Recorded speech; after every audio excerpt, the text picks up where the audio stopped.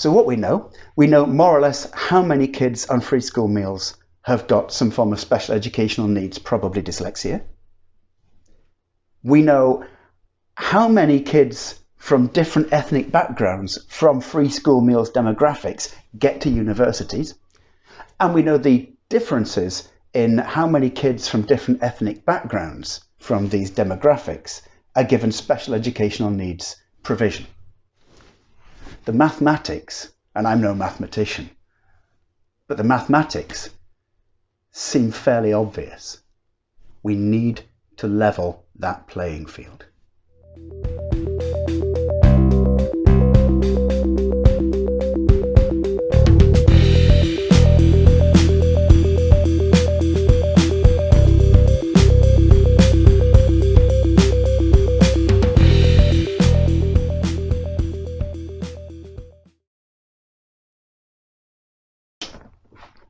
So, a short while ago, I made a video on dyslexia and ethnicity, focusing mainly on dyslexia and ethnicity in the United States. Really shocking statistics. I advise you to watch it. It's just horrifying.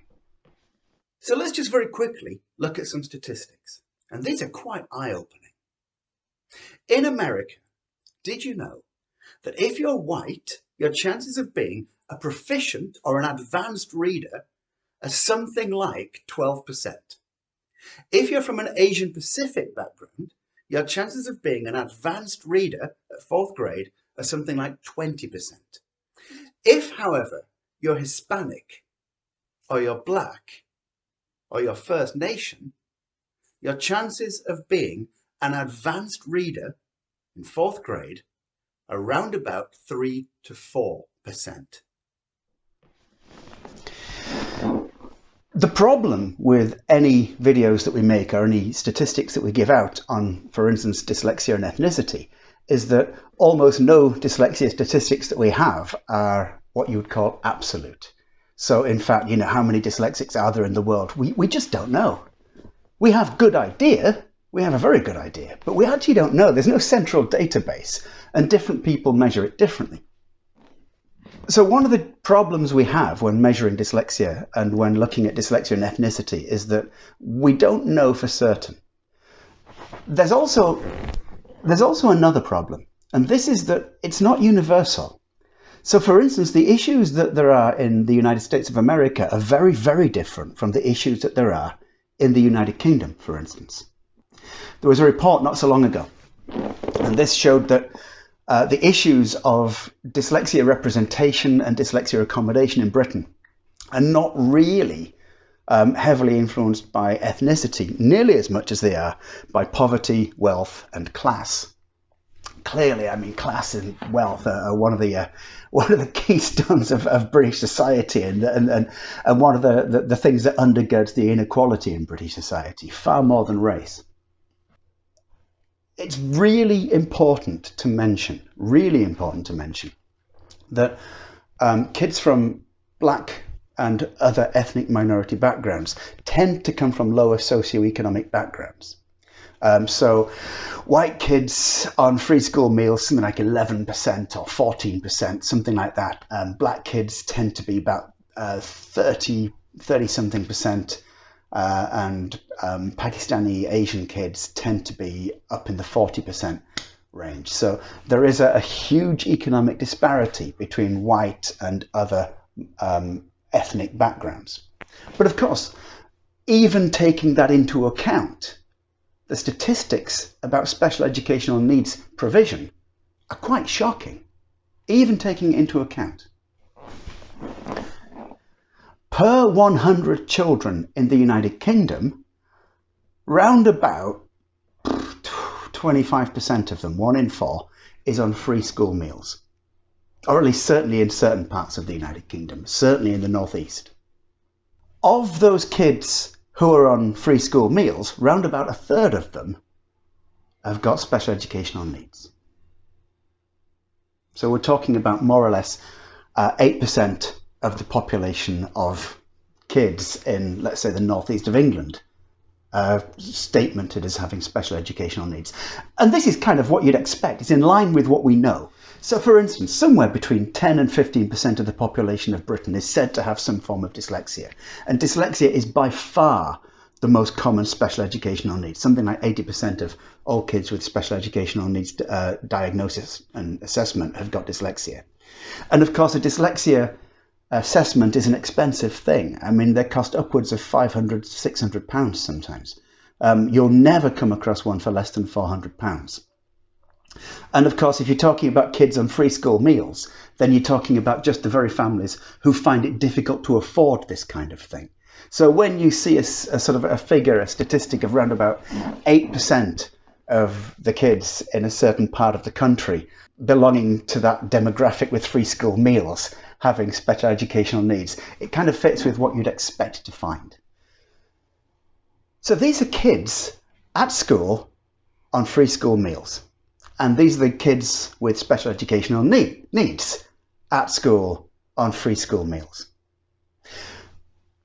What's really interesting is that the figures we saw in America about how many kids from Black Afro-American backgrounds are underachieving and how few of them get statemented as having special educational needs, these statistics seem to be inverted in Britain.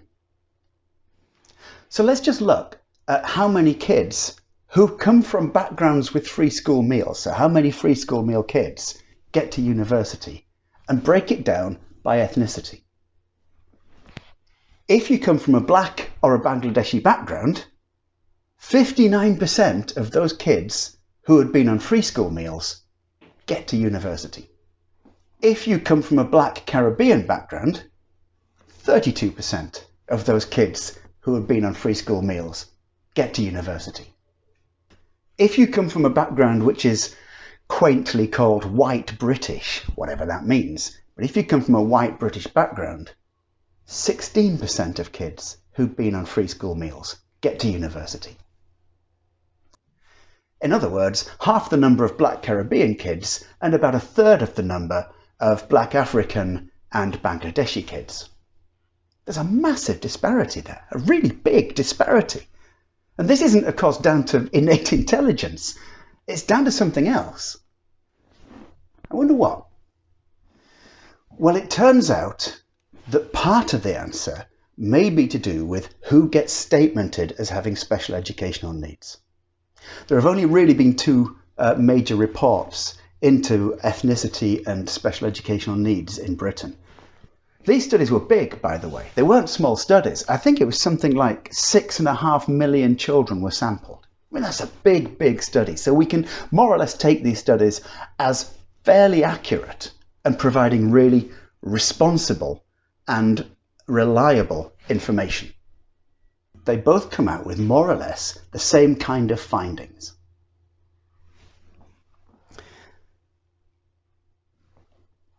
First of all, what we do is we take a standard norm. This standard norm on these measurements has been taken as more or less the number of white kids who are statemented as having special educational needs. So we'll call that 1. If you look at the graph, you'll notice that the number of Pakistani school children who are given special educational needs statementing, that is effectively moderate special educational needs, stuff like dyslexia, is somewhere between 1.36 and 1.5 points above this standard. This is what's called significantly overrepresented. The number of Black Caribbean kids is more or less the same, somewhere between 1.38 and 1.5 above the norm. So again, this is what they call a significant overrepresentation. The number of Indian and Chinese kids who get statemented as having special educational needs, by the way, are significantly lower. But I'm afraid I don't really have the statistics for how many of them from low-income families manage to get to university. But what we do know is that the kids from low-income families who get to university, typically the Black African, the Black Caribbean, and the Bangladeshi, Pakistani type communities, they tend to have higher representation, in fact, substantial overrepresentation in SEN statementing. Now, this is down to all sorts of things. It's down to, for instance, in the 50s, 60s, 70s, 80s and 90s, to some extent, there was a significant amount of racial tension in Britain. And therefore, things happened. So, for instance, there was more focus on black ethnic minority schooling. There were awards brought in. So if you came from a black background and you were overachieving at school, you would get an award, but you wouldn't get one if you came from a white background for white kids overachieving. Clearly you wouldn't, because there was so much inequality in Britain that that kind of thing would have been ridiculous and quite frankly a bit revolting. But it was a reasonable thing to do, to give black kids some recognition for achieving well at school because of the problems that they faced. The challenges that we now have, of course, is that in a country where the white kids from working class backgrounds are not succeeding at school as much as other ethnic kids from the same kind of socioeconomic backgrounds, and these kids are not getting to university in the same way that the other kids are getting to university, and there seems to be a kind of correspondence between how many of the kids from the white backgrounds and how many of the kids from the ethnic minority backgrounds are being given appropriate SEN diagnostics and intervention. First of all, in order to be able to measure how many kids have got dyslexia and how many students have got dyslexia, we need to even the playing field. And second, of course, we just need to build a world that's a little bit fairer.